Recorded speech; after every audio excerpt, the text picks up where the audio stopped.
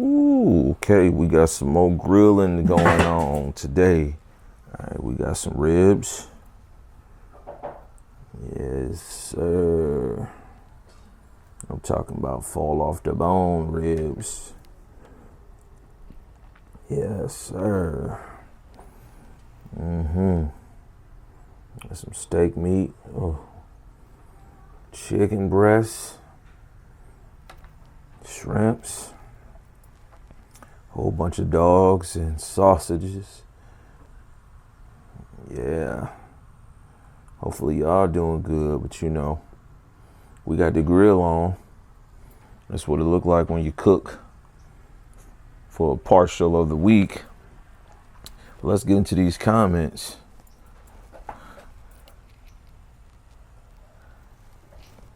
Right after this intro.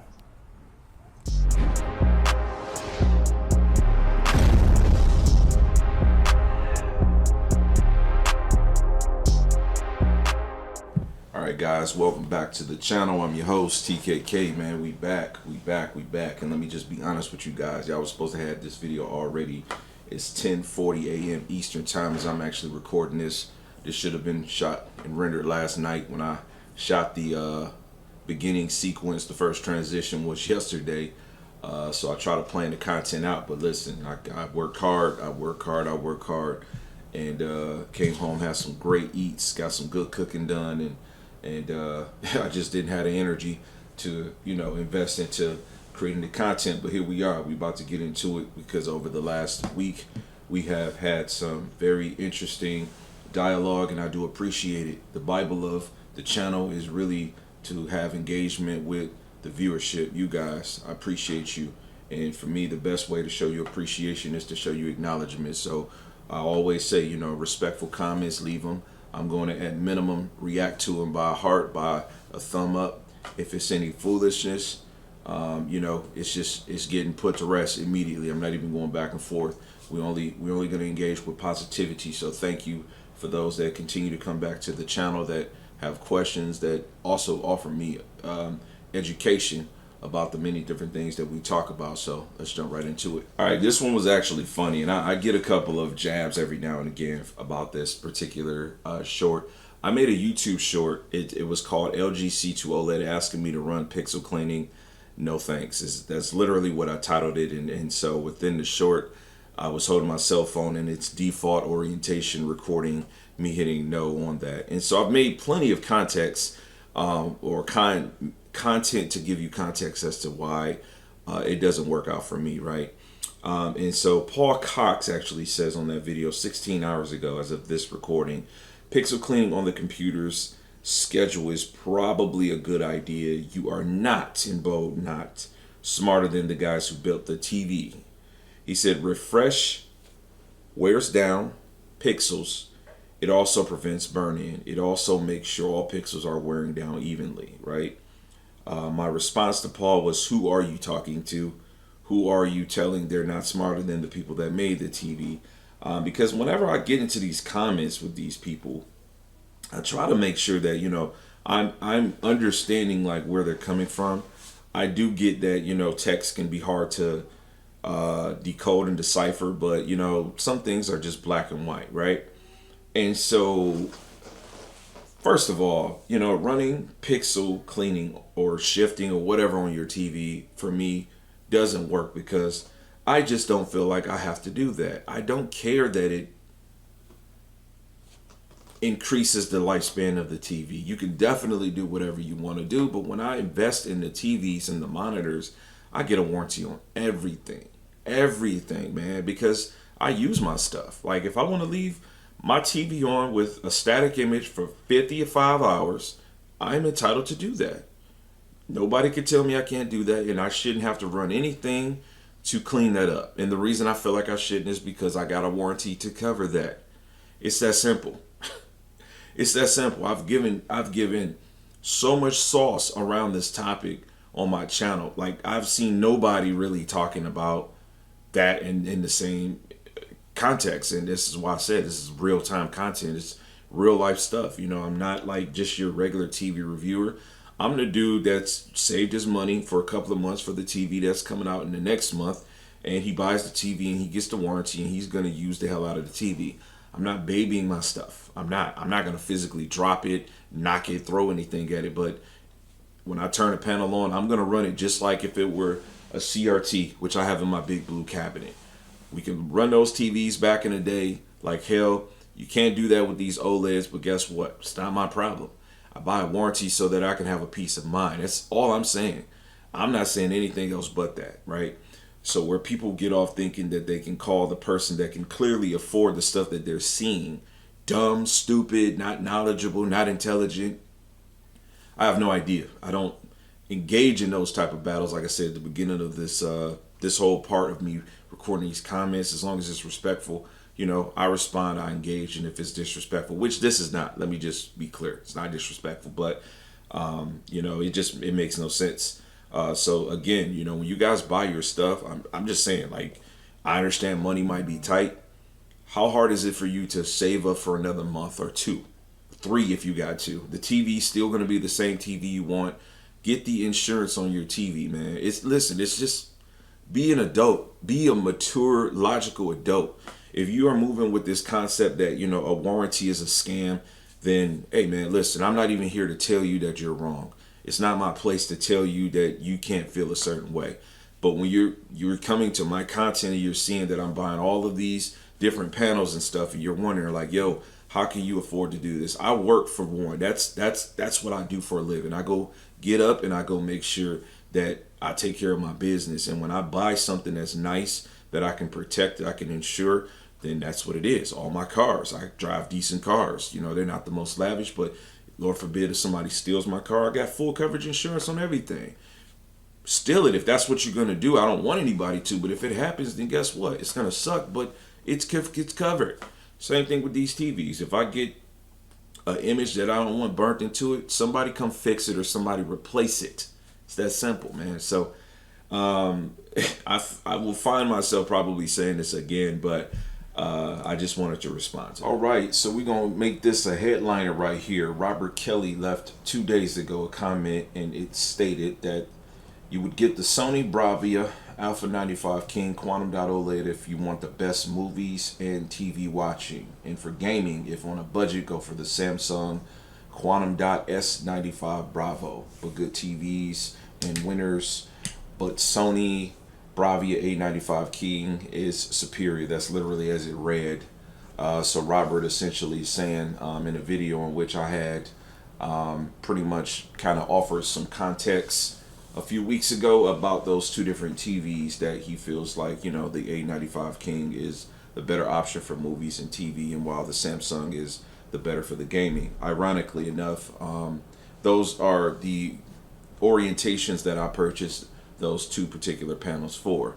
The A95K can do both, and the S95B can do both also. Though I will tell you guys personally, like I've always said, I've never watched a movie on the S95B. Number one, the sizing that I got it in is just not enjoyable for it. I'm sitting in my desk, which I have a 55-inch LG C2 OLED, and so in this space, at this distance, to me, this is a good monitor. I can focus in on like a singular spot in space, and I have enough real estate for me to use this in a gaming or a desktop form factor. So that's why the S95B worked out to be better for me. I believe both TVs can do a great job on both.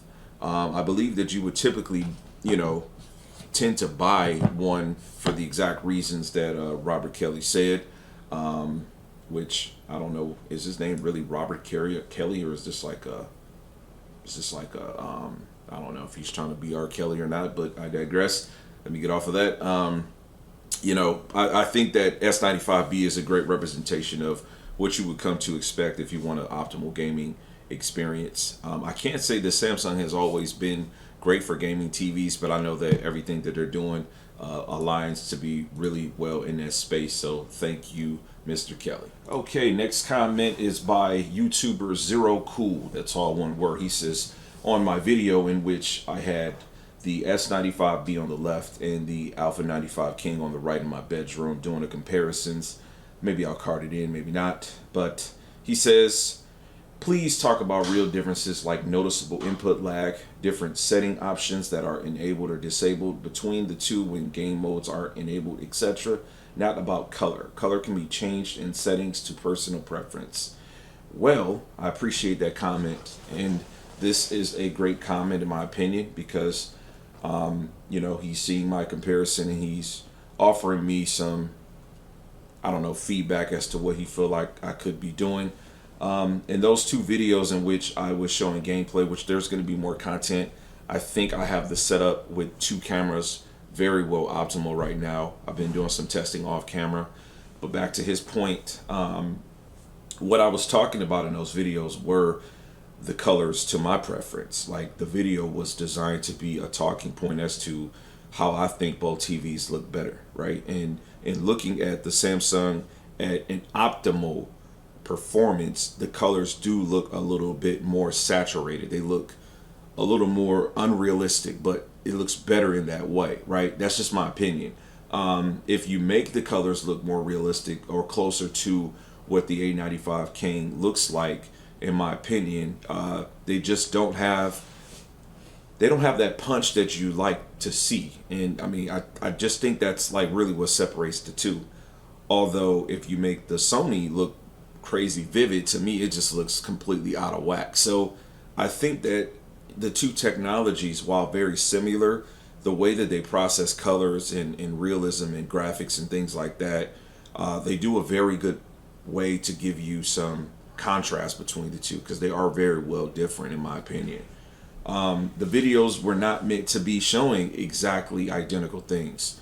Now, when talking about things like input latency, both of those TVs are within a professional gamer's expectation, right? And when we talk about the A95K having 10 to 11 milliseconds of input lag, come on. You can put any person that plays fighting games in front of that and they're going to enjoy it. They're going to enjoy it. We're talking about a genre where you're facing someone head to head on the same screen or playing online. It's going to be enjoyable. So I don't feel like there's any crazy differences between input latency at the highest resolution and frame rate between the two. Understanding that the S95B can obviously do 144 hertz. That's a big game changer.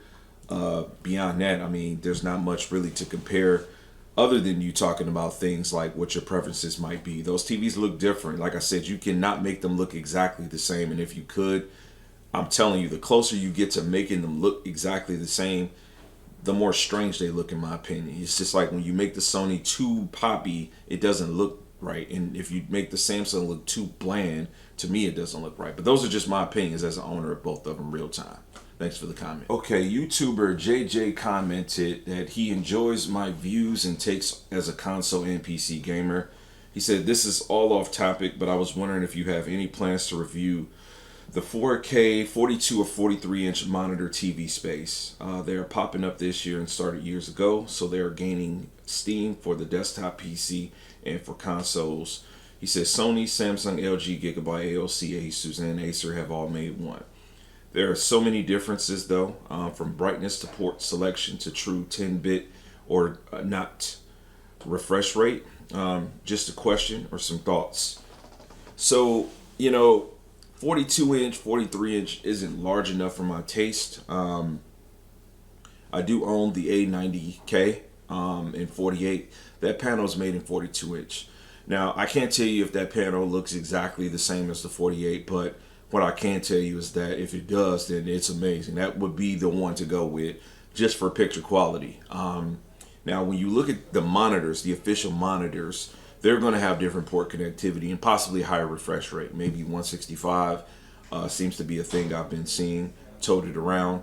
They'll have display port connectivity, which I really do hope that LG pioneers that into their TVs. I really hope that they next year can implement putting DisplayPort into their TVs, because it's really going to be, to me, a deciding factor on if they're really going to see PC gaming as like a viable, selection. They've already went through the notions of getting the G-Sync certifications and so forth.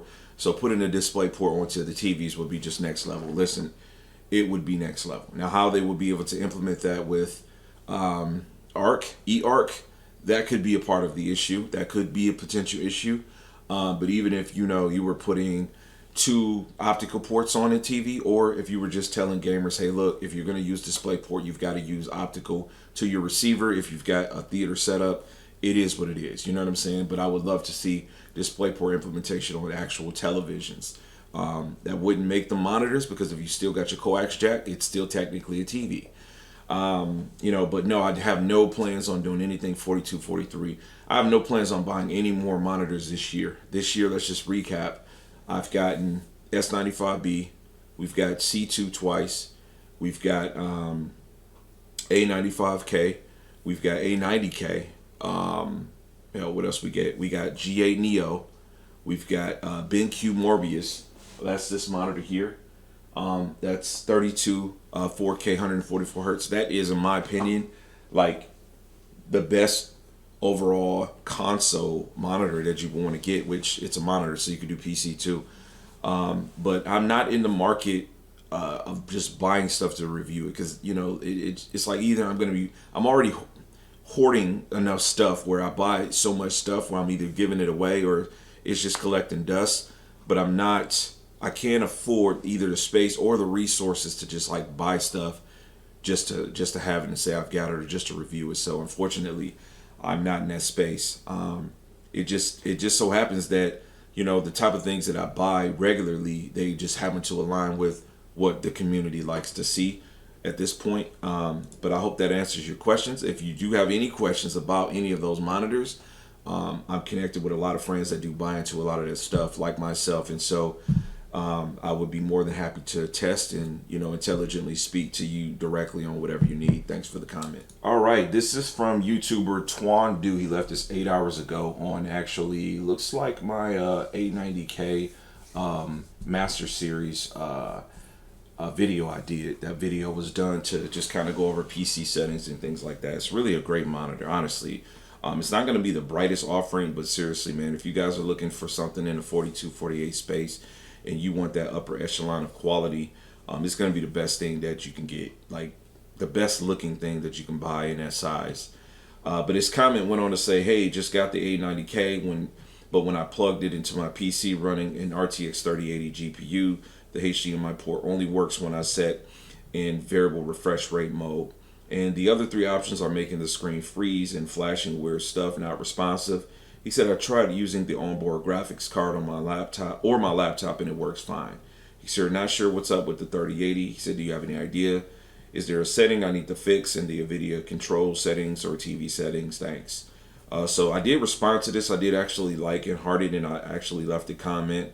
And I wanted to put this on video in case you do regular or do happen to see this, just to give you some more, dialogue about this.